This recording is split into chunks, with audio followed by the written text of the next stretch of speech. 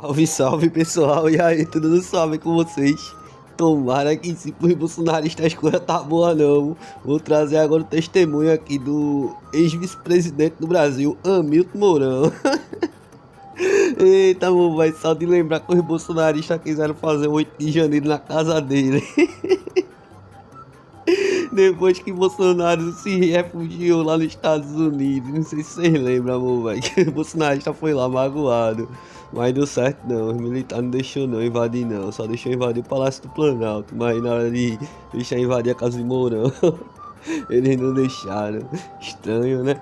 Enfim, vou assistir aqui o depoimento, mas desde já peço que se inscreva no canal, deixa like, comenta alguma coisa pra fortalecer nós nesse bagulho de engajamento. E sem mais delongas, bora logo dar sacada aqui nas ideias. Pelo que eu lembro na reportagem, é bagulho de piscininha, amor. Eu chamo a testemunha, o senador Hamilton Mourão, testemunha conjunta de Augusto Heleno, Jair Messias Bolsonaro, Paulo Sérgio Nogueira de Oliveira e Walter Souza Braga Neto. Já está presente, senador? Presente, ministro. Boa tarde, senador. Senador, Boa tarde, ministro.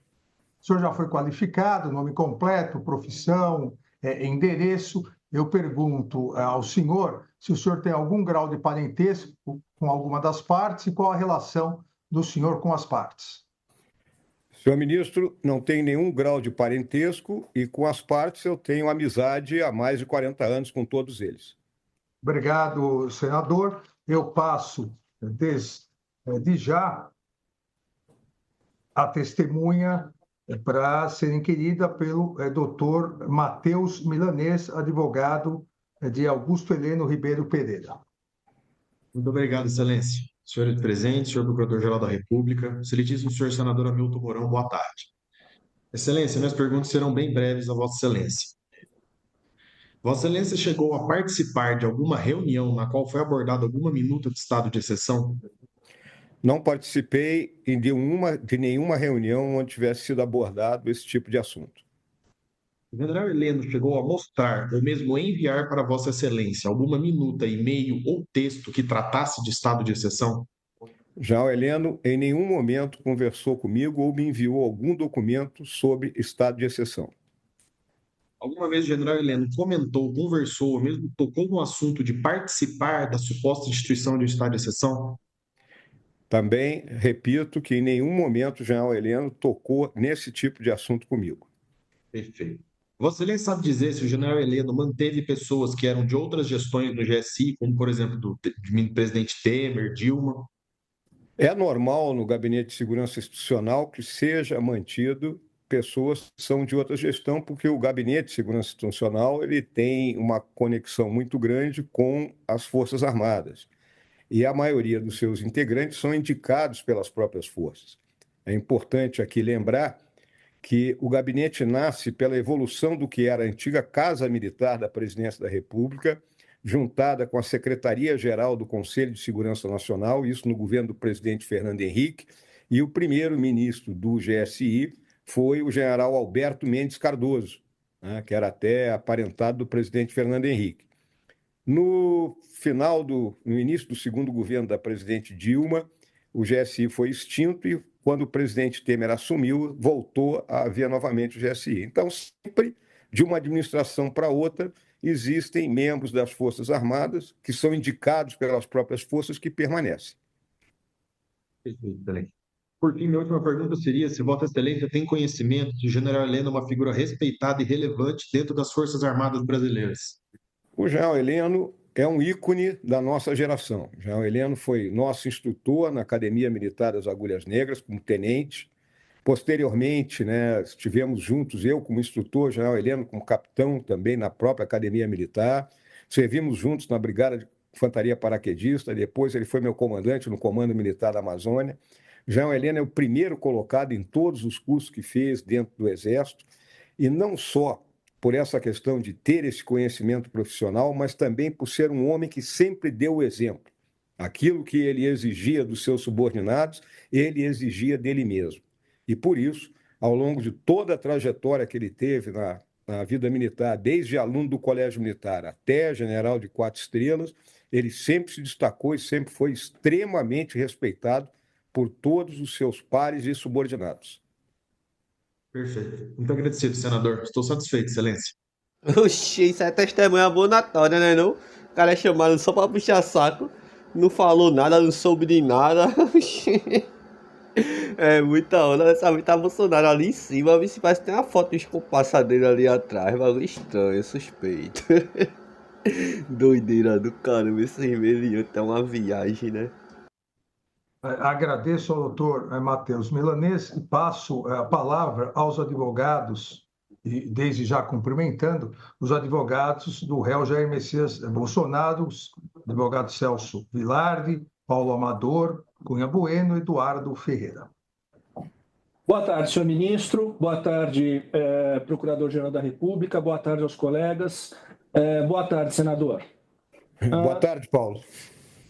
Senador, eu vou, para estabelecer uma linha cronológica que facilitar a compreensão dessa inquirição, eu gostaria de falar, tem início na nossa inquirição logo ao final do segundo turno, quando houve a derrota na eleição. E minha primeira pergunta, Vossa Excelência se reuniu em algum momento com o presidente Bolsonaro, na condição de vice-presidente ainda? Sim.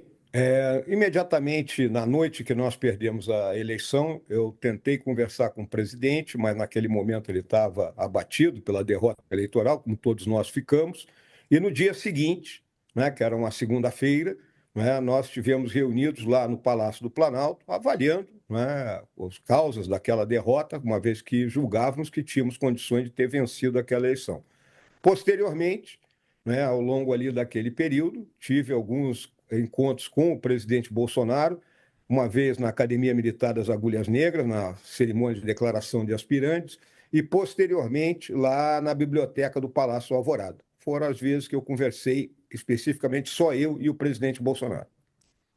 General, em algum momento houve algum tipo de conversa, ainda que em termos de insinuação, em que se falasse desde uma medida de força até medidas excepcionais, como estado de defesa, estado de sítio, ou algum plano que, de alguma forma, pudesse contestar o resultado das eleições ou o processo eleitoral em si? Em todas essas oportunidades, né, que eu me encontrei com o presidente Bolsonaro, em nenhum momento ele me mencionou qualquer medida que representasse qualquer tipo de ruptura com o status quo, né? Seja estado de sítio, seja estado de defesa ou qualquer outro. Nossas conversas foram sempre voltadas para aquela transição que estávamos realizando em vistas a que o novo governo assumisse a partir de 1º de janeiro. Ok. Bom, Excelência, depois da derrota nas eleições, nós tivemos aquele grande movimento à frente dos quartéis, um movimento de protesto, e, evidentemente, gerava uma pressão muito grande no presidente Bolsonaro, enfim, no governo como um todo. Vossa Excelência tinha essa percepção ou sabia de algum movimento que pressionasse diretamente o presidente Bolsonaro? Não, de um movimento que pressionasse diretamente o presidente Bolsonaro, eu não tinha noção que poderia estar ocorrendo. O que havia, como o senhor mesmo está mencionando, era aquela concentração de gente na frente dos quartéis pedindo algo que era totalmente inviável, que foi a tal da intervenção militar, que, aliás, não era daquele momento, né? Esse assunto vem já desde 2015, 2016, com manifestações ocorrendo na frente dos quartéis, sempre em número menor do que ocorreu naquele período. Excelência, me perdoe se eu estiver sendo redundante agora. Agora, considerando tanto a sua posição de vice-presidente quanto de militar de carreira general de 4 estrelas, que evidentemente mantinha uma relação muito próxima ainda no meio militar, eu pergunto, havia, principalmente da parte do general Braga Neto ou do general Paulo Sérgio, algum movimento, alguma sinalização no sentido de mobilizar uma medida extrema ou excepcional, como estado de sítio, estado de defesa? Em algum momento, o senhor teve essa percepção dessa possibilidade? Em nenhum momento, né? As poucas conversas que tive, tanto com o general Braga Neto como com o general Paulo Sérgio, não é? Nós tratamos de assuntos meramente do dia a dia, vamos dizer assim, da caserna, uma vez que nos encontramos naquelas diversas cerimônias militares que ocorrem no final do ano. Então, em nenhum momento, nenhum desses dois militares mencionados, o general Paulo Sérgio, que era ministro da Defesa, e o general Braga Neto, que tinha sido candidato a vice junto com o presidente Bolsonaro, tocaram em qualquer medida de exceção comigo. Perfeito. Agora eu vou caminhar um pouquinho mais na nossa linha do tempo e falar do momento da transição, né? Quando foi feita a transição de governo, e eu gostaria que o senhor expusesse um pouco como foi esse processo, como foi sua participação e como foi a atitude do presidente Bolsonaro em relação a isso. Conforme eu lhe disse, né, doutor Paulo, no dia seguinte, né, a nossa derrota, eu estive lá no Palácio do Planalto, conversei com o presidente, eu falei para ele que queria entrar em contato com o vice-presidente Geraldo Alckmin para me colocar à disposição dele no que fosse necessário, né, de modo que a gente tivesse, né, uma interação com aquele novo governo que havia sido ungido nas urnas. Ao mesmo tempo, eu lembro que o presidente chamou o ministro Ciro Nogueira, que era o chefe da Casa Civil, e o ministro Ciro, atual colega meu aqui no Senado, para que ele coordenasse toda a transição. E assim foi feito. Ou seja, demonstrando claramente que o presidente Bolsonaro estava pronto para entregar o governo ao presidente recém-eleito. Certo. O senhor participou diretamente da transição em algum momento? Teve uma atuação próxima ali?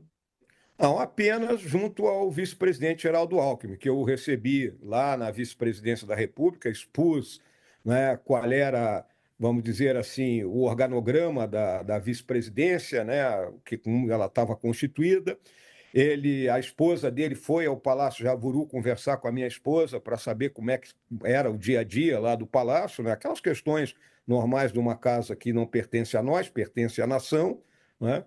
E mantive esse contato com o presidente Alckmin para qualquer dúvida que ele tivesse, também em relação às funções que eu tinha tido, tarefas que o presidente Bolsonaro me deu. Então, foi um encontro, os encontros sempre foram harmônicos e tranquilos.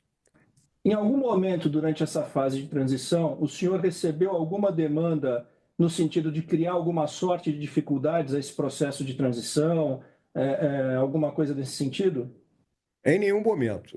Até porque, durante todo o período que eu atuei como vice-presidente do presidente Bolsonaro, ele sempre me deu liberdade para atuar naqueles pontos onde ele me deu uma tarefa. Ele me dava a tarefa e não ficava limitando a forma como ia cumprir aquilo que ele tinha me dito para fazer. Vou caminhar um pouquinho mais na linha do tempo e vamos chegar aqui ao 8 de janeiro. Aonde Vossa Excelência estava no dia 8 de janeiro? No dia 8 de janeiro, domingo, eu estava na minha casa. Naquele momento eu tinha me mudado ali para uma casa ali no Altiplano Leste, né, aqui de Brasília. Tínhamos recém, né, vamos lembrar, eu saí do Palácio Jaburu logo depois do Natal, fazia o quê? 10 dias que a gente tinha entrado naquela casa e estava ali, um domingo à tarde, estava dentro da piscina. E essa era a situação que eu me encontrava naquele domingo. Muito bem. General, considerando respostas de Vossa Excelência anteriores, no sentido que, em momento algum, percebeu algum movimento não republicano ou que promovesse algum tipo de medida excepcional, e diante do que aconteceu no dia 8 de janeiro, Vossa Excelência, em algum momento, cogitou que esses atos do 8 de janeiro modificassem a impressão inicial sua de que não havia nenhum movimento orquestrado por militares, pelo ex-presidente Bolsonaro ou por ex-ministros, enfim, pelos acusados nesse caso? Bem, doutor Paulo, primeira coisa, né, eu tomei conhecimento ali da baderna que estava ocorrendo, né, porque o meu filho me telefonou naquela tarde daquele domingo, né, para avisar o que estava acontecendo. Aí eu fui ligar a televisão e ver. A partir daí, né, numa análise de quem, num passado, exerceu função aqui no Comando Militar do Planalto, eu fui da segunda seção do Comando Militar do Planalto, na época do impeachment do presidente Collor, onde houve uma série de manifestações aqui em Brasília, e a gente sabia que sempre houve um planejamento acionado a partir ali da presidência da República, na época da Casa Militar, em conjunto com, então, naquela época não era a BIM ainda, era a SAI, né? Porque o presidente Collor tinha fechado o antigo SNI. Então, havia toda uma norma e um planejamento que, uma vez que detectada uma ameaça, seriam acionadas as forças policiais e militares necessárias para impedir que houvesse algum tipo de de baderna ou de quebra-quebra na esplanada dos ministérios. E isso, eu lembro, era fruto do que havia acontecido no ano de 1986, no governo do presidente Sarney, quando houve, né, a ruptura daquele plano cruzado e houve uma baderna aqui na esplanada dos ministérios enorme, que ficou conhecido como badernaço. A partir dali se construiu todo um planejamento para impedir que ocorressem fatos dessa natureza na esplanada dos ministérios. Certo. Agora, visto o 8 de janeiro, e o senhor, obviamente, com essa leitura importante, aliás, vou até interromper meu raciocínio só para Vossa Excelência esclarecer a todos aqui o que é a segunda sessão. É a seção de inteligência, né, de um comando militar encarregada de analisar as informações que chegam. Então, a gente tinha todo esse planejamento por meio dos dados que chegavam, e óbvio que isso perdura até os dias de hoje, né? Então, o que, na minha visão, aconteceu naquele momento do 8 de janeiro foi uma inação por parte do governo de turno que deveria, né, uma vez sabedor das ameaças, ter acionado os meios respectivos. Bom, dentro dessa sua expertise como ex-segunda sessão e tendo atuado no Palácio, no Comando Militar do Planalto, a leitura de Vossa Excelência é que o 8 de janeiro foi uma orquestração ou foi uma situação que desandou? Doutor, Pois não? doutor, a testemunha não é um perito, aquele está como testemunha de fatos, não como um perito da segunda sessão, e a testemunha não tem que chegar a nenhuma conclusão. Por favor, pergunte fatos, a testemunha não deve responder essa questão. Pode continuar, doutor. Muito bem. General. Boa, Xandão. Não deixa a galera avacalhar teu tribunal, não. Tira tua braba mesmo. General, após o 8 de janeiro, Vossa Excelência teve alguma notícia de militares do governo Bolsonaro envolvidos diretamente em algum episódio mobilizando as pessoas no 8 de janeiro? Não tive nenhuma notícia de militares que pertenceram ao governo do presidente Bolsonaro, especificamente esses que hoje estão sendo acusados, que já são réus aí junto à Suprema Corte. Não tive nenhuma notícia de que algum deles tivesse algum tipo de envolvimento com aquela baderna que ocorreu naquele lamentável dia 8 de janeiro. Muito bem. Eu agradeço, ministro Moraes, agradeço, general Mourão. Obrigado, Excelência. Agradeço, doutor Paulo Amador Cunha Bueno. Eu passo agora a palavra ao doutor Andreu Farias, advogado do réu Paulo Sérgio Nogueira de Oliveira. Por favor, doutor. Boa tarde, Já ministro. cumprimentando Vossa Senhoria. Obrigado, ministro. Boa tarde ao senhor, boa tarde, ministro Procurador-Geral da República, a todos. Sem perguntas, Excelência, satisfeito. Agradeço, doutor Andreu Farias. Agora, então, eu passo a palavra ao doutor José Luiz de Oliveira Lima, pelo réu Walter Souza Braga Neto, também cumprimentando Sua Senhoria. Boa tarde, eminente ministro. Boa tarde, doutor Paulo Gonet. Boa tarde, eminentes advogados, serventuários da Justiça. Senador, boa tarde. Primeira pergunta que eu gostaria de fazer a Vossa Excelência é o que o senhor pode dizer sobre a carreira militar do general Braga Neto? Boa tarde, doutor Oliveira Lima. O general Braga Neto, eu o conheço, conforme declarei no início dessa oitiva, há mais de 40 anos. Né? Tivemos uma convivência no Recife, onde eu era um jovem capitão, ele tenente, posteriormente no Comando Militar da Amazônia, posteriormente aqui em Brasília. Né? Então, as nossas famílias são amigas, né? Minha falecida esposa era muito amiga da esposa dele, né? O meu filho, parceiro de voleibol dele, assim como eu, ou seja, conheço o Braga Neto para dizer, né, que ele construiu uma carreira militar extraordinária, né, ao longo de uma vida inteiramente dedicada ao Exército.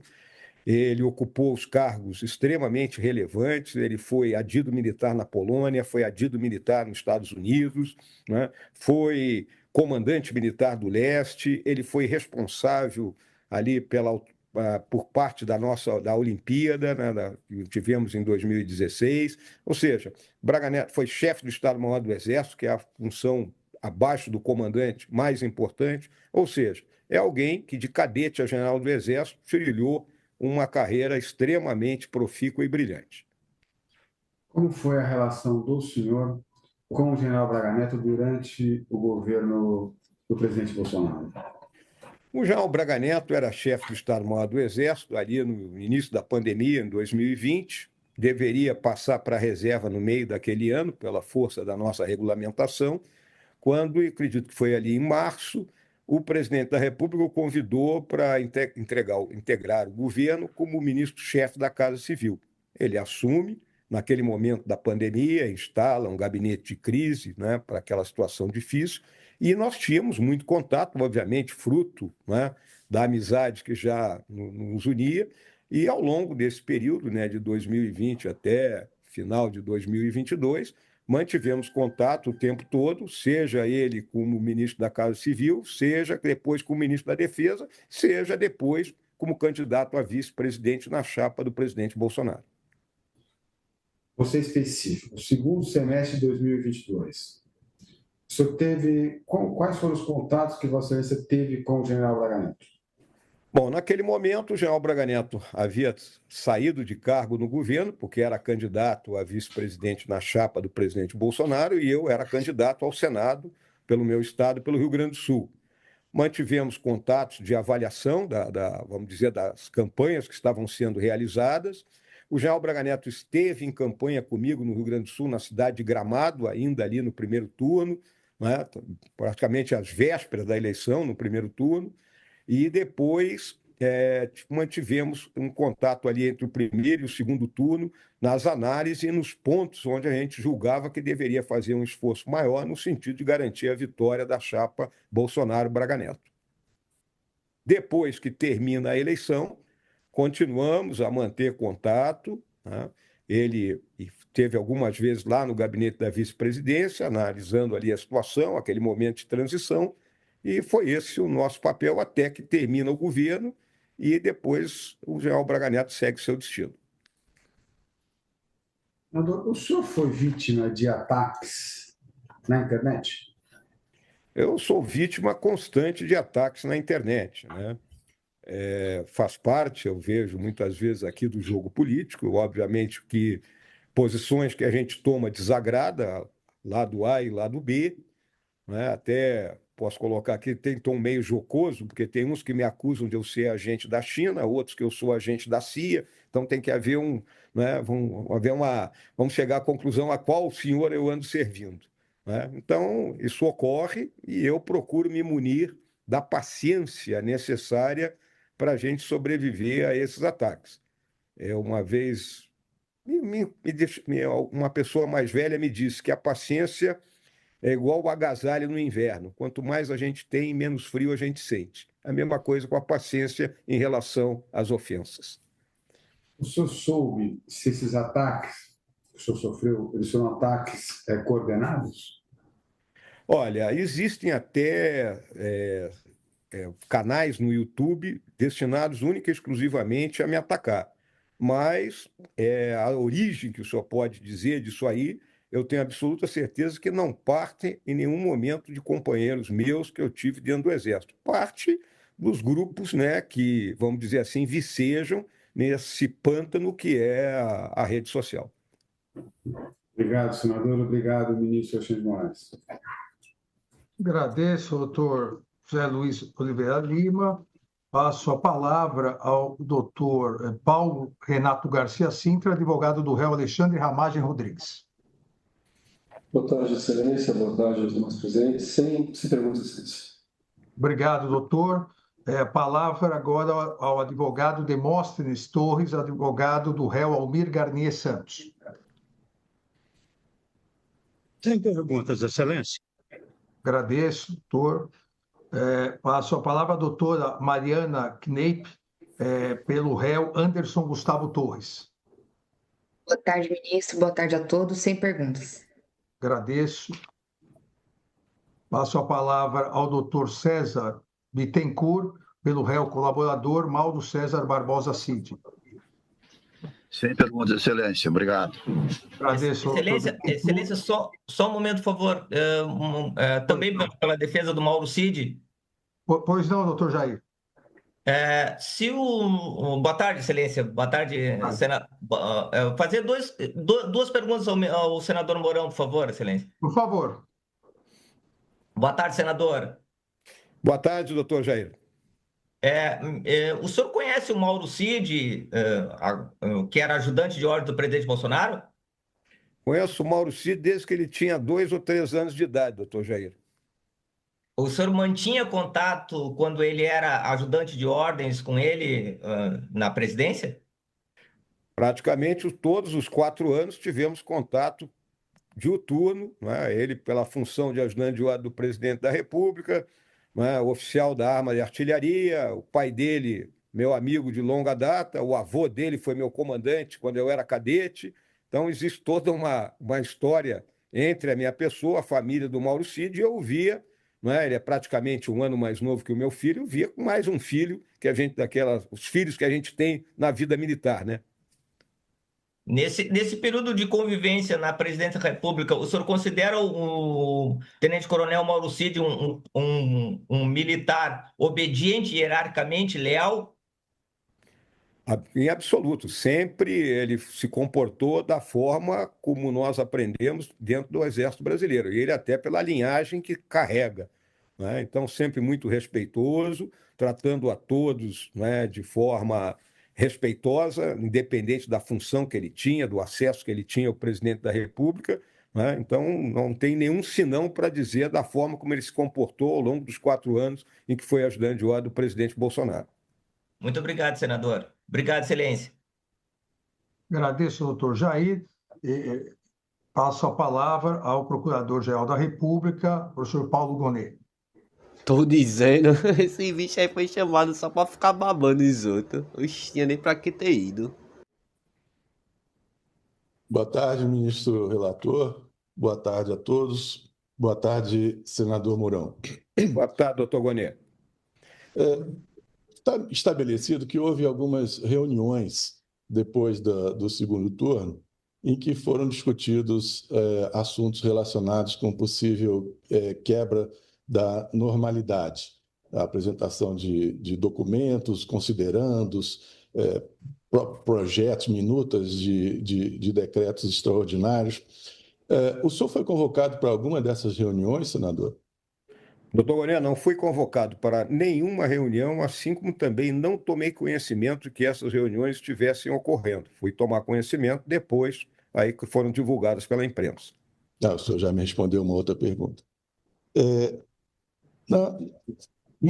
A polícia, no inquérito policial, foi juntado, inclusive ao relatório, uns prints do celular que foi apreendido do tenente-coronel Mauro Cid. Nesses prints constava uma conversa de uma pessoa com o nome de Riva com o Cavalieri.